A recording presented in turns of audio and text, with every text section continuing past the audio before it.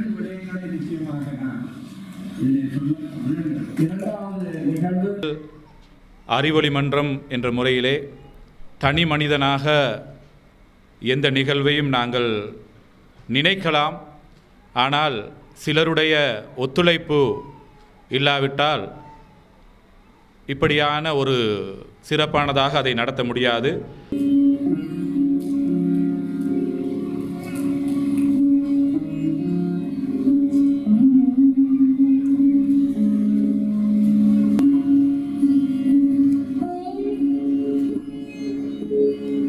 அவர்களுக்கு அதனுடைய அருமை தெரியும்.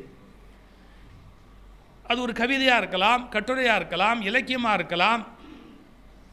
ஜெயராஜ் ஒரு வடை பண்ணுவார், அந்த வடைக்கு ஈஸ்வரன் ரசிகர். ஜெயராஜ் வடை பண்ணுறதுல எக்ஸ்பர்ட். அவருக்காக கிரைண்டர் வாங்கிட்டு வந்து கொடுத்தார். பல பேருக்கு தெரியுமோ தெரியாது, கிரைண்டர் வாங்கிட்டு வந்தார் அவருக்கு அரைச்சி சாப்பிட்ணுங்கிறதுக்காக. அதை அந்த அந்த வடையை அப்படி ரசித்து சாப்பிட்டு எனக்கு ரெக்கமெண்ட் பண்ணுவார், சாப்பிடுங்க, மிஸ் பண்ணாதீங்க, இது மாதிரி கிடைக்காது, பிரம்மச்சாரி கையால் செய்கிற வடை அப்படிம்பார். அதாவது பெண்கள் செய்கிற வடையை விட பிரம்மச்சாரி கையால் செய்கிற வடைக்கு விசேஷம் ஜாஸ்தியாக. அந்த கிண்டல், அந்த பேச்சு, எப்பவுமே புன்முறுவலாக இருப்பார் சார். முகத்தில் ஒரு மகிழ்ச்சியோடு இருப்பார். அவருக்கு வலி இருந்தது, வேதனை இருந்தது, உடம்பு சரியில்லாத போது அப்பல்லோவில் கூட போய் பார்த்தோம். நிறைய சிரமம் இருக்கும், ஆனால் அதை சொல்லி புலம்பிக்கிட்டு இருக்க மாட்டார். அந்த நேரத்துலையும் அந்த முகத்தில் ஒரு சிரிப்பு, ஒரு கிண்டல், ஒரு கேலி, இதெல்லாம் இருந்துக்கிட்டே இருக்கும். அது சில பேருடைய கொடை சார். திருப்பத்தூரில் நமசிவாயம்னு ஒரு பேச்சாளர் இருந்தார், எங்களுடைய பேராசிரியர். அவருக்கும் சிக்கல்னா சர்க்கரை இருந்தது, அப்புறம் டயாலிசிஸ் பண்ணாங்க நமசிவாய். ஆனால் அந்த ஆஸ்பத்திரியே சிரிக்க முடியாது வச்சுருப்பார் நமசிவாய். எப்படின்னா அவர் அவர் அவர் படுத்திருக்கிறார், நமசிவாயம் படுத்திருக்கிறாரு. டாக்டர் வந்தார், வந்து ஊசி போடுறதுக்காக அவர் ஊசி போட போகிறார் டாக்டர். அவர் சொல்கிறாரு, நீங்கள் இலக்கிய யுத்த தர்மத்துக்கு விரோதமாக நடந்துக்கிறீங்கன்னார் டாக்டர்கிட்ட. டாக்டர் என்ன சொல்கிறார், என்ன சொல்கிறீங்க புரியலையே, நான் நிராயுதபாணியாக இருக்கிறேன், நீங்கள் ஆயுதத்தோடு வரலாமா? அப்போ எங்கிட்டையும் ஒரு ஆயுதம் கொடுக்க வேண்டாமா? நீங்கள் எங்கிட்ட ஒரு ஆயுதத்தை கொடுத்துட்டு, மரபுன்னு சொன்னால் ஆயுதம் உள்ளவனோடு தானே போராடணும், எங்கிட்ட மரியாதைக்கு ஒரு ஊசியை கொடுங்க, அப்புறமா நீங்கள் என்னை குத்துங்க அப்படின்னு அந்த டாக்டர் விழுந்து சிரிக்கிறார். அது இலக்கியவாதிகளுடைய ஒரு சிறந்த குணம். இதே மாதிரி அப்பல்லோவில் உடல்நலம் இல்லாமல் நம்முடைய ஐயா ஈஸ்வரன் இருந்தபோது போய் பார்க்க போயிருக்கிறேன். சார் உடல் நலம் இல்லைன்னு நாங்கள் பார்க்க போயிருக்கிறோம். அவர் சொன்னார், மறக்காமல் கீழே சாப்பிட்டு போங்க, அதுக்கு ஒரு ஏற்பாடு பண்ணியிருக்காரு, இல்லை சாப்பிட்டு போங்க, சாப்பிடாமல் போயிடாதீங்க, முக்கியமாக கண்டிப்பாக. இதை உடம்பை பற்றியே பேசலை, மற்ற எல்லா விஷயத்தையும் பற்றி பேசுகிறார், குறும்பாக சிரிச்சிக்கிட்டு இருக்கார், கிண்டலாக இருக்கிறார். நாங்கள் சந்தித்தா நிறைய பேச்சாளரை பற்றி பேசுகிறதுக்கு நிறைய தகவல் உண்டு, நிறைய பேச்சாளரை பற்றி பேசுகிறதுக்கு நிறைய தகவல் உண்டு. ஏன்னா நிறைய பேர் நிறைய வம்பு பண்ணியிருப்பான். அதெல்லாம் அப்படியே மணிக்கணக்காக சிரிக்க பேசிக்கிட்டே இருப்போம். கொஞ்சம் யோசிச்சு பாருங்கள், உடல் நலம் இல்லைன்னா கூட அதை ஒரு பெருசாக எடுத்துக்காமல் கலகலப்பா வேறு விஷயத்தில் மனதை வைத்துக்கொண்டு, இதெல்லாம் ஒரு சிறந்த பண்புக்கு அடையாளம். நீங்கள் நல்லா இருக்கிற சில பேரோடைய நம்பி பேச முடியாது. ஏன்னா அவன் வியாதியவே ஆரம்பித்து ஒரு மணிக்கணக்காக பேச ஆரம்பிச்சுடுவான். நீங்கள் சில பேரை சௌக்கியமானு கேட்டால் நம்ம சௌக்கியத்தை கொடுத்துட்டு தான் மறுவேலையே பார்ப்பான். அவர் அப்படி கிடையாதுங்க, நிஜமாகவே அவர் நோய் இருக்கிற போது கூட அதை விடுங்க அப்படிம்ப, ஏதோ நமக்கு அது இருக்கிற மாதிரியும் அவர் அதை ஆறுதல் சொல்கிற மாதிரியும் இருக்குமே ஒழிய அவருக்கு அந்த பிரச்சனை இருக்கிற மாதிரியே இருக்காது. நான் அப்படி ஒரு ஆச்சரியமான மனிதனை நான் பார்த்ததில்லை. அதுக்காச்சும் அது ஒரு குவாலிட்டி சார். சிறந்த நிலையில் வாழ்க்கையை புரிந்து கொண்டவர்களுடைய நல்ல ஒரு பண்பு. எங்கள் தெங்கச்சி சுவாமிநாதன் ஒரு பேச்சாளர், நல்ல ஆழமான படிப்பு உடையவர், பண்பு நலன் உடையவர் தெங்கச்சி. அவருக்கு ஹார்ட் அட்டாக். அப்பல்லோவில் அவருக்கு ஆப்ரேட் பண்ண போகிறாங்க, ஓப்பன் ஹார்ட் சர்ஜரி பண்ண போகிறாங்க. உங்களுக்கு தெரியும், அந்த பச்சை கலர் ட்ரெஸ் எல்லாம் போட்டு அது ஒரு மாதிரி போற்றி அப்படி படுக்க வச்சுருப்பாங்க. அந்த ஸ்ட்ரக்சரில் அவரை வச்சு இப்படி அந்த ஹாஸ்பிட்டல் தியேட்டர் கூட்டிகிட்டு போகிறாங்க நம்முடைய தெங்கச்சி சுவாமிநாதன். என்னுடைய ஒரு நல்ல நண்பர் செல்வகுமார்னு பேர். அவர் என்ன பண்ணுறாரு, தெங்கச்சி சாருக்கு ஒரு ஆறுதல் வரட்டும் அப்படிங்கிறதுக்காக அவருக்கு ஒரு அந்த ஆப்ரேஷனுக்கு போகிறாரு. அவருக்கு மகிழ்ச்சியாக ஒரு செய்தியை சொல்லுங்கிறதுக்காக, சார்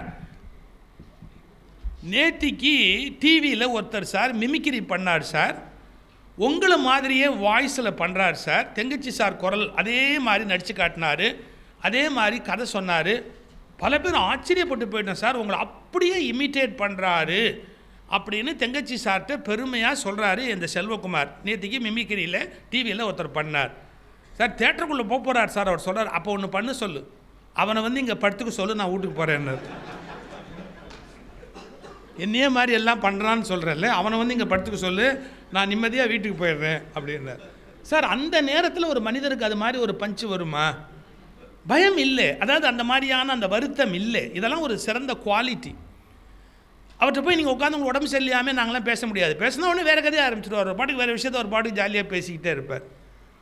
கச்சேரி ஒரு நல்ல பாடகர்னா அந்த கச்சேரி ரசிக்கிற ரசனை.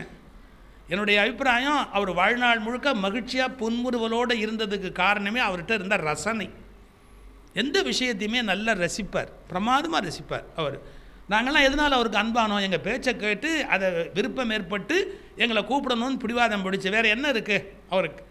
அந்த பேச்சின் மீது ஏற்பட்ட ரசனை தான் அப்படி கொண்டு வந்து இங்கே எங்களெல்லாம் இந்த இடத்துக்கு அறிமுகப்படுத்தணுன்ற எண்ணமே அவருக்கு தோன்றியது. நல்ல தலைமை பண்பு உடையவர், சிறந்த நிர்வாகி, இந்த நாட்டின் மீது மரியாதையும் அன்பும் உடையவர், தொழிலில் வந்து எவ்வளவு ஆற்றலாக உழைத்து மேலே வர முடியுமோ அதுக்குரிய உழைப்பு உடையவர். எல்லாவற்றையும் விட அவர் தம்முடைய அந்த தாயாரிடத்தில் காட்டிய பக்தி இருக்கே, அது ஒரு பெரிய வியப்பு. அது தினம் வீட்டை விட்டு புறப்படுறதுக்கு முன்னாடி போய் தாயாரை போய் கும்பிட்டுட்டு அம்மாவை வணங்கிட்டு, அவங்க சொல்கிற சில கருத்து உடன்பாடு கூட அவருக்கு இருக்காது, ஆனால் அதை ஒரு நாளும் மறுத்து பேச மாட்டார். ஏன்னா அவங்க மனசு வருத்தப்படுமே அப்படிங்கிறதுக்காக மறுத்து பேச மாட்டார். அவங்க அப்படி தான் சொல்லுவாங்க, நம்ம என்ன பண்ண முடியும், அதை ஏற்றுக்க வேண்டியது தான். அவங்க மனசு வருத்தப்படாமல் இருக்கணும்னா அதை ஏற்றுக்க வேண்டியது தான் அப்படின்னு. ஆனால் இந்த ஊரில் இருக்கும்போதெல்லாம் போய் அந்த தாயாரை வணங்கி அவங்கக்கிட்ட விபூதி பூசிக்கிட்டு அதுக்கப்புறம் போகணும் அப்படிங்கிற அந்த குணம், இதெல்லாம் ஒரு ஆச்சரியமான ஒரு பண்பாடு. அதாவது சில பேர் பர்சன், சில பேர் பர்சனாலிட்டி. லைஃப்பில் சில பேர் பர்சனாக இருந்து செத்து போயிடுவாங்க, ஆனால் சில பேர் பர்சனாலிட்டியாக இருந்து வாழ்ந்துக்கிட்டே இருப்பாங்க. பர்சன் மரணம் அடைய முடியும், பர்சனாலிட்டி மரணம் அடையவே முடியாது. ஈஸ்வரன் ஒரு personality. Personality has no death. அவங்களுக்கு வந்து மரணம் என்பதற்கான வாய்ப்பே கிடையாது. ஏன்னா we will remember them in each and every occasion. இந்த மாதிரி சமயத்தில் அவர் அப்படி சொல்வார்ல, இந்த மாதிரி சமயத்தில் அப்படி பிஹேவ் பண்ணுவார்ல, இப்படி அவர் நடந்துக்கிட்டார்ல அப்படின்னு நம்ம அவரோட வாழ்ந்து கொண்டே இருப்போம், அவரை நினச்சிக்கிட்டே இருப்போம். ஒவ்வொரு சந்தர்ப்பத்திலையும் நமக்கு அந்த நினைவு வந்து கொண்டே இருக்கும். எந்த இலக்கிய விழாவுக்கு எனக்கு போனாலும், இலங்கையில் ஒரு இலக்கிய விழான்னு போனால் நான் எப்படி ஈஸ்வரனை மறக்க முடியும்? இந்த முன் வரிசையில் வந்து உட்காந்து அதை பாராட்டி எல்லாம் பேசிட்டு எல்லாம் முடிஞ்சு காரில் ஏறும்போது குறும்பாக 2 கமெண்ட் அடிச்சுட்டு போவார். அது வந்து அது சில பேருக்கு மட்டுமே உள்ள ஒரு சர்க்கிளில் இருக்கும். மற்றவங்ககிட்ட பேசுறது கொள்றதுலாம் தனி. ரொம்ப குறும்பாக ஒரு கமெண்ட் அடிப்பார். அந்த குறும்பான கமெண்ட்டு இப்போ மேடையில் சொல்லக்கூட முடியாது. அதெல்லாம் அது ஒரு சின்ன கமெண்ட்டோட லேசாக ஒரு கமெண்ட் சொல்லிட்டு அவர் பாட்டுக்கு அப்படி டக்குன்னு அப்படியே காரில் ஏறி போவார். இதெல்லாம் அவருடைய அந்த நகைச்சுவை உணர்வு, பண்பு நலன், இதுக்கெல்லாம் ஒரு சிறந்த அடையாளம். இந்த மண் எவ்வளவோ சிரமங்களை சந்திச்சது. உங்களுக்கு நான் அதை வந்து வெளியிலேருந்து வந்து இங்கே சொல்லணுங்கிற அவசியம் இல்லை. இந்த மண்ணிலேருந்து அவருடைய தந்தையாரே இந்த மண்ணிலேருந்து புறப்பட்டு போக வேண்டிய ஒரு சூழ்நிலை. VTV தெய்வநாயகம் பிள்ளை ஐயா அவரே அதை சொன்னார். நான் இந்த பிளேனில் ஏறத்துக்கு முன்னாடி நான் தரையில் நான் மண்டி போட்டு இந்த மண்ணை முத்தம் கொடுத்து, இந்த மண் என்னை வாழ வச்ச மண் அப்படின்னு இந்த மண்ணுக்கு நான் மண்டி போட்டு முத்தம் கொடுத்து, அதுக்கப்புறமா நான் பிளேனில் ஏறி போன போது என்னுடைய சொந்த தாயை பிரிகிற மாதிரி நான் வேதனைப்பட்டு இங்கேருந்து நான் இந்தியாவுக்கு வந்தேன் அப்படிம்பார். அப்புறம் மறுபடியும் எல்லாத்தையும் முடிச்சுட்டு பிரச்சனைகள் எல்லாம் சால்வ் பண்ணி திரும்பி இங்கே வந்ததுக்கு அப்புறமும் வாழ்க்கையில் நிறைய சோதனைகள், யாருக்கு தான் இல்லை, எவ்வளோ பெரிய மனிதர்களுக்கும் வாழ்க்கையில் ஏற்ற இறக்கங்கள் சிக்கல்கள் வரத்தான் செய்யும்.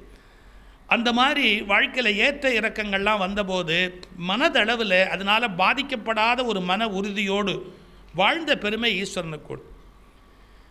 ஏன் அப்படின்னு கேட்டால், பொருளாதார சிக்கல் வரும், வேறு வகையான கஷ்டங்கள் வரும், அது எல்லாத்தையும் அப்படியே சமாளிக்கிற ஆற்றல். ஒரே ஒரு சம்பவம் சொல்கிறேன் பாருங்கள். வாக்கிங் என்ன அழைச்சிட்டு போகிறார். ஏன்னா நான் பொதுவாக நடக்கவே மாட்டேன். ரொம்ப சௌக்கியமாக போனால் காரில் ஏறி உட்காருவேன், பிளேனில் ஏறி உட்காருவேன், வீட்டில் உட்காருவேன்.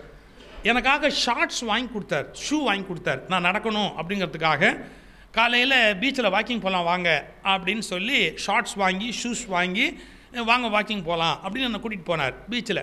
அப்போ ரொம்ப பாதுகாப்பு ஏற்பாடெல்லாம் ரொம்ப கடுமையாக இருந்த ஒரு காலம். கையில் பாஸ்போர்ட் இல்லாமல் வெளியிலே போகக்கூடாது. ஒரு நாள் பாஸ்போர்ட் நான் எடுத்துக்கலை, நான் போயிட்டேன். அவரும் அந்த பாதி கொஞ்சம் போனோன்னு சொன்னேன், ஐயோ பாஸ்போர்ட் எடுத்துக்கல அப்படின்னு.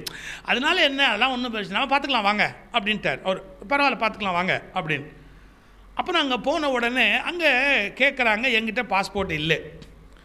உடனே அவர் மொரீஷியாவினுடைய ஒரு சிறப்பு தூதருங்கிற ஒரு அந்தஸ்து இருக்கு இல்லையா, அது சொன்னோடனே அவன் சொன்னால் ஒன்றை விட்டுருவேன், அவரை விட மாட்டேன்னா. அவர் சொன்னார், இல்லை என்னோட கெஸ்ட்டாக தான் அவர் வந்திருக்கிறாரு அப்படின்னு சொல்கிறார். என்னுடைய கெஸ்ட்டாக தான் அவர் வந்திருக்கிறாரு அப்படின்னு. அப்போ நீ ரொம்ப பாதுகாப்பாக இருந்திருக்க வேண்டாமா, நீ இன்னும் கவனமாக இருந்திருக்க வேண்டாமா, நீ இவ்வளோ பெரிய லெவலில் இருக்கிற, நீ பொறுப்பாக இல்லையே அப்படின்னு அவன் பேசுகிறான். அவன் பேசுகிறது பாதி எனக்கு புரியுது. எப்போவுமே திட்டினா நமக்கு புரியும், நம்மளை மற்ற எதுவுமே புரியாது. ஆனால் அவன் திட்டுறது மட்டும் கரெக்டாக நமக்கு புரியும். அவன் கத்துறான், கோவத்தில் பேசுகிறான் ஏதோ ஒன்று. அவன் அப்படியே சமாளித்து அவர் பாருங்கள் அந்த டெக்னிக், அப்படியே பேசி பேசி சிரித்து சிரித்து சிரித்து கடைசியாக அவன் அப்படியே ஆஃப் ஆகிட்டான். அவனுடைய கோபமே போய் ஆஃப் ஆகிட்டு சரி நடந்துட்டு போ, பேசாமல் பீச்சில் நடக்க வரைக்கும் நடந்துட்டு வீட்டுக்கு போ அப்படின்னு. ஒரு கிரைசிஸ் அப்படி ஏற்படுற நேரத்தில் கூட அவர் நெர்வஸ் ஆகலை. அதே மாதிரி அந்த சமநிலை அதிலேயே அப்படியே இருந்து சிரித்து பேசி கடைசியாக அந்த ஆர்மி மேனையும் சிரிக்க வச்சு ஏதோ ஜோக் அடித்து என்னமோ பேசி கடைசி நான் சொன்னேன், திட்டினது தான் புரியும், ஜோக் அடித்தா எனக்கு புரியாதுன்ட்டு நான் தான். அப்படியே அவரை பேசி என்னமோ சிரிக்க வச்சா, நான் உழுந்து சிரித்தான். அப்புறம் அப்படியே வாக்கிங் போயிட்டு அப்புறம் அப்படியே நாங்கள் வீட்டுக்கு வந்துட்டோம். இல்லை எதுக்கு சொல்ல வரேன், அந்த மாதிரி சிக்கலான நேரத்தில் கூட எப்படி ஒரு மனுஷன் ரிசர்வ்டாக இருக்கணும், இன்பத்துன்பங்களில் பாதிக்கப்படாமல் சமநிலையில் இருக்கணும் அப்படிங்கிறதுக்கான ஒரு அடையாளம் நான் அந்த மனிதர்கிட்ட கற்றுக்கொண்டேன். பதட்டம் அடையில், பரபரப்பு அடையில், எந்த நேரத்திலும் அந்த நிதானத்தை மாற்றாமல் அதை அப்படியே கொண்டு போகிற ஒரு பெரிய ஆற்றல். நிறைய சொல்லலாம் அவருடைய சிறப்புகள் அப்படின்னு சொல்கிறதா இருந்தால் நிறைய சொல்லலாம். குணநலன்கள், பண்பு நலன்கள், பழகுவதற்கு இனிமையானவர். பல பேருக்கு அவர் உதவுவார், வெளியிலேயே தெரியாது. பல பேருக்கு அவர் உதவி செய்வார், பொருளாதார ரீதியாக உதவி செய்வார், வேறு வகையில் உதவி செய்வார், வெளியிலே தெரியாது. அதை யாராவது புகழணும் பாராட்டணும் அப்படின்னு எதிர்பார்க்கவும் மாட்டார். அவங்களுக்கு அதை செஞ்சுட்டு சத்தம் போடாமல் பேசாமல் விட்டுருவார். பிறகு எப்பாவது எங்களுக்கு தெரிய வந்து அவருக்கு அதை செஞ்சிடலாம், அம்மா ரொம்ப சிரமப்பட்டார், நம்ம என்ன பண்ண முடியும், ஏதோ நம்மளான ஒரு சின்ன ஹெல்ப்பு அப்படின்னு அப்படியே முடிச்சுடுவார். பெருசாக அது ஒரு பெரிய விஷயமாக போட்டு பிரபலப்படுத்தணும் அப்படின்னு நினைக்க மாட்டார். நான் சந்தித்த மிகச்சிறந்த மனிதர்களிலே ஒரு மிகச்சிறந்த மனிதர் என்று என்றும் நான் பாராட்ட வேண்டிய, நினைவு கொள்ள வேண்டிய ஒரு மிகப்பெரிய மனிதர் ஐயா ஈஸ்வரன் அவர்கள் என்பதை என் நெஞ்சு நிறைய தமிழ்நாட்டில் இருக்கிற பேச்சாளர்கள், கலைஞர்கள், அறிவுஜீவிகள், எழுத்தாளர்கள், ஏன்னா எவ்வளவு பேர் எங்கே அழைச்சிட்டு வந்திருக்கார் தெரியுமா. அவர் அத்தனை பேர் சார்பாகவும் அவர்களுக்கு எங்களுடைய அஞ்சலியை நாங்கள் செலுத்திக் கொள்கிறோம். அவரது குடும்பத்தாருக்கு காலம்தான் அந்த மருந்தை இட வேண்டும். அவருடைய பிள்ளைகளுக்கு நான் ஒன்று சொல்லிக்கொள்ள விரும்புகிறேன். அவர் எப்படி ஒரு பொது வாழ்விலே ஒரு குறிப்பிடத்தக்க மனிதராக விளங்கினாரோ அதுபோல் விளங்க வேண்டிய பொறுப்பு உங்களுக்கு இருக்கிறது. நீங்கள் சாதாரணமான ஒரு மனிதராக இந்த உலகத்தில் வெறும் பிஸ்னஸ் மேனாக இருந்து சில லட்சக்கணக்காக சம்பாரித்தோம், கோடிக்கணக்காக சம்பாரித்தோம் அப்படிங்கிறதோடு நின்றுடக்கூடாது. அவர் எப்படி இலங்கையில் ஒரு முத்திரையோ ஒரு அடையாளமோ, பிள்ளைமார் சமூகத்தில் அவர் எப்படி ஒரு அடையாளமோ, அது மாதிரி சமய உலகத்தில் அவர் எப்படி ஒரு அடையாளமோ, இலக்கிய உலகத்தில் அவர் எப்படி ஒரு முத்திரையோ ஒரு அடையாளமோ, வணிகர் உலகத்தில் அவர் எப்படி ஒரு முத்திரையோ ஒரு அடையாளமோ, அப்படி பொது வாழ்வில் அவர் ஒரு பெரிய அடையாளம். அந்த அடையாளத்தையும் நீங்கள் தக்க வைக்க வேண்டும் என்கிற பணிவன்பான வேண்டுதலையும் அவரது குடும்பத்தாருக்கு நான் தெரிவிக்க கடமைப்பட்டிருக்கிறேன். இது அந்த குடும்பத்துக்கு நான் சொல்ல விரும்புகிற ஒரு செய்தி. நான் நினைக்கிறேன் இந்த அளவில் அந்த அஞ்சலியை அவருக்கு நான் செலுத்துகிற அந்த வணக்கத்தை என் மனம் மெய் மொழிகளாலே பூரணமாக செலுத்தி கொண்டு அவருக்கு விரும்பிய ஒரு கருத்தை மையப்படுத்தி நான் பேசுவது பொருத்தமாக இருக்கும்னு நினைக்கிறேன். அவருக்கு ரொம்ப பிடித்த நூல் கீதை. என்னை அழைச்சி இந்த அவருடைய நான் நினைக்கிறேன் என்னுடைய பேச்சு அவர் கடைசியாக இருந்து கேட்டது அதுதான். பக்கத்தில் அவர் வீட்டுக்கு பக்கத்திலே இருக்கிற ஷீரடி சாயினுடைய கோயிலில் அந்த ஒரு விழா நடந்தது. அந்த விழாவில் சத்யசாய் பாபாவுடைய விழா நடந்தது. அதில் என்னுடைய கீதை உரைகளை அமைத்து அவர் விரும்பி கேட்டார். ஒரு நாள் வர முடியல, ஒரு நாள் வந்துட்டார். அந்த உரையை அவர் விரும்பி கேட்டார். அந்த கீதையில் சொல்லப்பட்டதுலேயும் அந்த பக்தி யோகம்ங்கிறத தாண்டி அவர் கிருஷ்ணா கல்ச்சரெல்லாம் ஆர்வம் உண்டு, எல்லாம் உண்டு. அதை தாண்டி கர்மயோகம் அப்படிங்கிற அந்த கீதையில் பேசப்படுகிற பகுதியில் அதையே தன்னுடைய வாழ்வியல் இலக்காக வைத்து வாழ்ந்த ஒரு கர்மயோகி அவர். செயல் செயல் செயல், வேலை செஞ்சுக்கிட்டே இருக்கணும், மனுஷன் சோம்பலாக இருக்கக்கூடாது. எவ்வளோ முடியுமோ அவ்வளோ தூரம் அந்த வேலையில் you must love your job.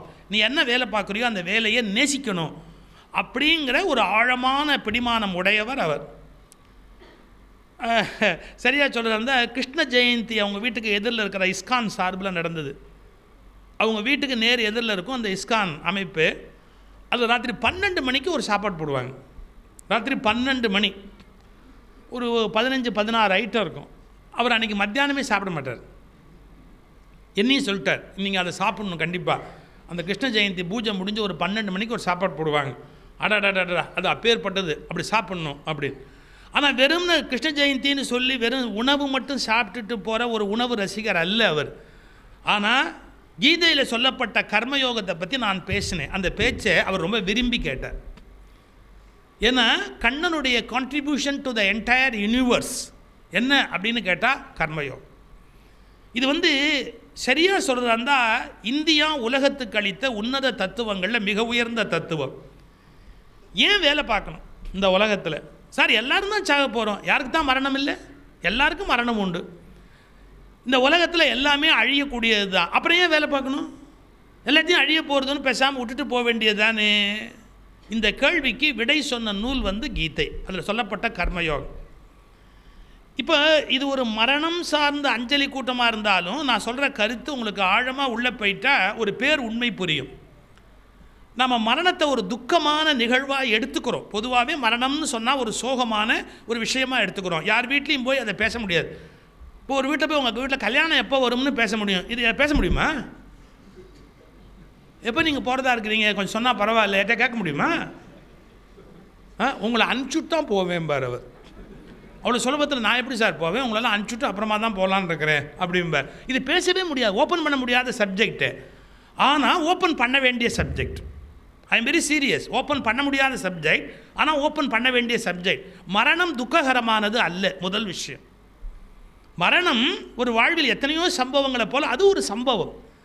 அது குறித்த விழிப்பு நமக்கு ஏற்படணும். இன்னும் சரியாக சொல்லட்டுமா, அதுக்கான கல்வி நமக்கு ஏற்படணும். முதல்ல நீங்கள் வாழ்க்கையை தொடங்குற போது வாழ்க்கைக்கு ஸ்கூல் இருக்குல்ல, எல்கேஜி, யூகேஜி, 1ஆம் கிளாஸு, 2ஆம் கிளாஸு, எம்ஏ, எம்எஸ்சி, நீங்கள் எல்லாம் வாழ்க்கையை சந்திக்கிறதுக்கு சொல்லிக் கொடுக்குறாங்கல்ல. வாழ்வதற்கு எப்படி ஒரு கல்வி இருக்கிறதோ அதுபோல் இந்த உலகத்தை விட்டு விடை பெறுவதற்கும் ஒரு கல்வி தேவை. பக்காவா நிம்மதியாக இந்த உலகத்தை விட்டு விடை பெறுவதற்கான ஒரு எஜுகேஷன் நமக்கு அது தேவை, கண்டிப்பாக தேவை. அதுக்கு ஒரு மனோதிடம் இருக்கணும். அதையும் கீதை தான் ஏற்படுத்து. இந்த உலகத்தில் மரணத்தை பற்றி ஒரு தெளிவு, ஒரு விழிப்பு கீதை ஏற்படுத்துது. என்ன ஏற்படுத்துது? நைந்து போன ஆடைகளை நாம் மாற்றிக்கொள்வதைப் போல் ஒரு எல்லைக்கு மேல் சரீரம் நமக்கு பயன்படாது என்று ஆன்மா தீர்மானித்த பிறகு இந்த ஆடையை மாற்றிக்கொள்வதற்கு அது தயாராகிறது. இது குறித்து வருந்துவது ஏன் அப்படின்னு ஒரு கேள்வி வருது கீதையில். சார் இப்போ நான் வர்றேன், இந்த ஜிப்பா போட்டு வரேன், எனக்கு வரும்போது எங்கேயோ இந்த ஜிப்பா காரில் மாட்டி கிழிஞ்சிக்கிச்சுன்னு வச்சுங்க. இது கிழிஞ்சிருச்சுன்னு சொன்னால் நான் அதுக்கப்புறம் நான் இதே தான் வச்சுக்குவேன், நான் ஒன்றும் மாற்ற மாட்டேன்னு சொன்னால் நான் பைத்தியக்காரன் தானே. என்னால் அதுக்கப்புறம் இதை வைத்துக்கொண்டு நான் என்ன பண்ண முடியும்? இந்த ஜிப்பாவே நான் உடனே என்ன பண்ணும், சரி சரி ரைட்டு இந்த ஜிப்பாவை கொடுத்துட்டு வேறு ஜிப்பா என்ன வாங்கலாம், கொடுத்துட்டேன்னு அர்த்தம், வெளியிலத்துக்கு போட்டுட்டு நான் அடுத்து என்ன வாங்கலாம் அப்படின்னு நான் யோசிக்கணும். அடுத்தது எனக்கு என்ன வேணும் அப்படிங்கிறத யோசிக்கணும். அது மாதிரி ஆன்மா ஒவ்வொரு முறையும் தன்னுடைய அடுத்த பிறவிக்கான ஏற்பாட்டை செய்கிற போது இந்த பிறவியினுடைய அந்த முடிவுரையை இந்த சரீரத்தை தூக்கி போட்டு அது இந்த இடத்த விட்டு புறப்பட்டு அடுத்த பிறவிக்கு வேண்டிய ஏற்பாடு பண்ணுது. ஒரு 2 மாதம் முன்னாடி நான் டேபிளில் எழுதிக்கிட்டு இருந்தேன். நான் என்ன எழுதுகிறேன் அப்படின்னு க்யூரியாசிட்டியில் என்னுடைய மனைவியார் இப்படி எட்டி பார்த்தாங்க. இவர் என்ன எழுதுறாரு அப்படின்னு டிஸ்டர்ப் பண்ணாமல் நான் என்ன எழுதுறேங்கிறத அப்படி பார்க்குறதுக்காக அப்படி எட்டி பார்த்தாங்க. She was shocked. நான் என்ன எழுதிக்கிட்டு இருந்தேன் தெரியுங்களா? அடுத்த ஜென்மத்திற்கான ஏற்பாடுகள்னு எழுதுனேன். அடுத்த ஜென்மத்திற்கான ஏற்பாடுகள் அப்படின்னு எழுதியிருந்தேன். அவங்க கேட்டாங்க, ஏங்க இதெல்லாமா எழுதி வைப்பாங்க, அது தானாகவே நடக்கும், நீங்கள் என்ன அதை பற்றி ஏன் எழுதி வைக்கிறீங்க? சாரி, நான் லைஃபுக்கு ப்ரிப்பேர் ஆகிற மாதிரி நெக்ஸ்ட் ஜென்மாவுக்கு நான் ப்ரிப்பேர் ஆகணும்.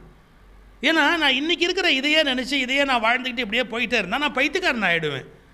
நெக்ஸ்ட்டு எனக்கு என்ன ஏற்படும், அப்புறம் நான் அடுத்த ஜென்மம்னு ஒன்று எடுத்தால் எங்கே எடுப்பேன், எப்படி போவேன், அதுக்கு வேண்டிய ப்ரிப்பரேஷன் என்ன அப்படிங்கிறத நான் செய்யலைன்னா நான் பைத்தியக்காரன் இல்லையா? நான் அது செய்யணும். ஸோ என்னுடைய ஒர்க் லிஸ்ட்டில் எழுதிக்கிட்டே வரேன். என்ன என்னுடைய அடுத்த ஜென்மத்திற்கான ஏற்பாடுகள் நம்ம செய்யணும், என்ன பண்ணணுமோ அதெல்லாம் செய்யணும் அப்படின்னு ஒரு ஃபைல் கிரியேட் பண்ணி நான் ஒரு ஃபைல் வச்சுருக்கிறேன். எதுக்கு சொல்ல வரேன், திபெத்தில் லாமாக்கள்னு இருந்தாங்க பாருங்கள், திபெத்திய லாமாக்கள். அவங்கக்கிட்ட ஒரு விசித்திரமான குணம் உண்டு. ஒரு புத்த மடத்தில் அவங்க தலைவராக உட்காந்துருப்பாங்க, நிறைய படிச்சிருப்பாங்க, ஆழமான விஷயங்கள் தெரிஞ்சு வச்சுருப்பாங்க. திடீர்னு ஒரு நாள் சிஷ்யர்கள்லாம் கூப்பிடுவாங்க.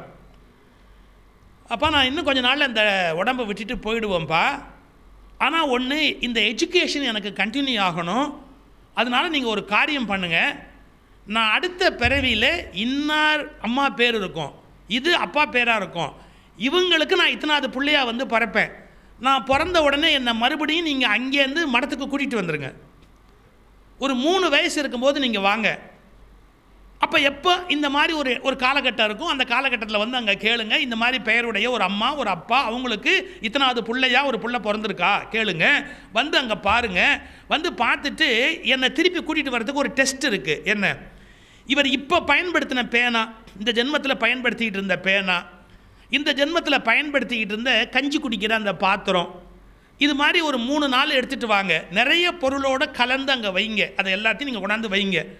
நான் சரியாக நான் பயன்படுத்தின பேனா, நான் கஞ்சி குடித்த பாத்திரம், நான் உட்கார்ந்துருந்த மனை, இதெல்லாம் கரெக்டாக எடுப்பேன். அப்படி எடுத்த உடனே என்ன நீங்கள் 3 வயசுலேயே மடத்துக்கு திரும்ப கூட்டிகிட்டு வந்துடுங்க. வந்து நம்முடைய பழைய கல்வியை நினைவுபடுத்துங்க. எனக்கு 5 வயசில் மறுபடியும் எல்லாமே நினைவுக்கு வந்துடும். அப்போ என்னுடைய இந்த ஜேர்னி கண்டினியூ ஆகும். ஒருமையுள் தாம் கற்ற கல்வி ஒருவருக்கு எழுமையும் ஏமாப்பு உடைத்தினார். சார், இதை திபெத்தில் லாமாக்கள் தெளிவாக செய்து காட்டுகிறார். மறுபடியும் அவங்க அதே மாதிரி ஒரு வீட்டில் போய் பறக்கிறாங்க, அவங்கள போய் கூட்டிகிட்டு வராங்க. மறுபடியும் இந்த மடத்தில் வந்து 7 வயசு 8 வயசில் அந்த மடத்தினுடைய தலைமை பொறுப்புக்கு மறுபடியும் வந்துடுறாங்க. அவங்க கண்டினியூ பண்ணுறாங்க 7 வயசு 8 வயசில். பிரமிக்கத்தக்க விஷயம் இல்லையா? அப்போது நெக்ஸ்ட்டு ஜென்மானா என்ன, அதுக்கு நான் எப்படி ப்ரிப்பேர்டாக இருக்கணும், நான் பாவ புண்ணியம் இல்லாத வாழ்க்கைக்கு எப்படி போகணும், எல்லோரும் சொர்க்கம் நரகம்னு பயன்படுத்துகிறாங்களே, அதெல்லாம் இல்லாமல் போகிறதுக்கான வழி இருக்கா, இதை பற்றிய ஒரு கிளாரிட்டி எனக்கு மரணம்னா என்ன, அதன் பிறகு எனக்கு என்ன நடக்க போகுது, நான் எப்படி தயாராக இருக்கணும் அப்படிங்கிற ஒரு விழிப்புணர்வு அவசியம் தேவை. முதல் விஷயம், மரணம் அமங்கலமானது அல்ல, மரணம் நிரந்தரமானதும் அல்ல, மரணம் துக்கப்பட வேண்டிய விஷயமும் அல்ல. பிறகு மரணம் என்பது அது ஒரு ஓய்வு. ஒரு உயிர் இந்த உலகத்தில் பிறந்து நிறைய வேலை செய்யுது, ஒரு குறிப்பிட்ட காலத்தில் அது போய் கொஞ்சம் ஓய்வு எடுக்கணும். திருவள்ளுவர் எழுதுகிறார், உறங்குவது போலும் சாக்காடு, உறங்கி விழிப்பது போலும் பிறப்பு. தூங்க வேண்டாமா? தூங்காமையே வாழ்க்கையில் இருந்துட முடியுமா? நம்ம எந்நேரம் முழிச்சுக்கிட்டே வேலை பார்க்க முடியுமா? கொஞ்சம் போய் தூங்க வேண்டாமா? உறங்குவது போலும் சாக்காடு, உறங்கி விழிப்பது போலும் பிறப்பு. தூக்கத்திலேருந்து மறுபடியும் எந்திரிக்கிற மாதிரி மறுபடியும் நம்ம எந்திரிக்கணும். தூக்கம் கொடை தானே, தூக்கம் வந்து வரவேற்கத்தக்கது தானே. தூங்குறது என்ன உயிருக்கு கெடுதலா? கொஞ்சம் ஓய்வு வேணும். உபநிஷத்தில் அது அழகாக சொல்கிறான். ஒருத்தன் ஒரு 10-20 கையால் தான் மண்டையில் டமட்டமட்டமன்னு என்னதையோ அடிச்சுக்கிறான். செயின், கத்தி, அருவாள் எல்லாத்தையும் போட்டு அடிச்சுக்கிறான். அதோடு நடந்து போகிறான். இது ஒரு உருவக கதை உபநிஷத்தில் வருது. 20-30 கையால் எல்லாத்தையும் தள்ள அடிச்சுக்கிட்டு நடந்து போகிறான். கொஞ்சம் தூரம் போனதுக்கப்புறம் திடீர்னு ஒரு மரத்தடி வருது, எல்லாத்தையும் கீழே போட்டு அப்படியே தூங்குறான். திரும்பி எழுந்து மறுபடியும் தள்ள எல்லாத்தையும் அடிச்சுக்கிட்டே போகிறான். என்னடான்னா, மனிதர்கள் வாழுகிறேன் என்று தனக்குத்தானே துக்கத்தை தேடிக்கொள்கிறார்கள், பிறகு மரத்தடியில் ஓய்வெடுப்பது போல் மரணத்தின் மடியில் ஓய்வெடுக்கிறார்கள்னு அந்த உருவக கதை முடியும். அப்போது மனிதர்கள் தான் வாழுகிற போது அவங்க செய்கிற எல்லா செயலுமே உயிருக்கு நன்மை தரும்னு சொல்ல முடியாது. ஈதல் இசைப்பட வாழ்தல் அது வல்லது ஊதியம் இல்லை உயிருக்குன்னு எழுதுறாரு திருவள்ளுவர். நீ எவ்வளவு சம்பாதிச்சாலும் உலகம் உன்னை பேசாதுடா, நீ 4 காசு கொடுத்துட்டு போகிற பாரு, அதுதான் உலகம் பேசும்னா. ஈதல் இசைப்பட வாழ்தல் அது வல்லது ஊதியம் இல்லை உயிருக்கு. இந்த குறள் இருக்குது பாருங்கள், என்னை அப்படியே தூக்கி போட்ட குறள். எங்கள் உயிருக்கு சம்பளம் கொடுக்க முடியுமா? உயிருக்கு யாராவது சம்பளம் கொடுக்க முடியுமா? அவர் எழுதுறாரு, ஈதல் இசைப்பட வாழ்தல் அது வல்லது ஊதியம் இல்லை உயிருக்குங்கிறார். உயிருக்கு சம்பளமே நீ கொடுப்பதால் வருகிற புகழ்னு எழுதுறார்.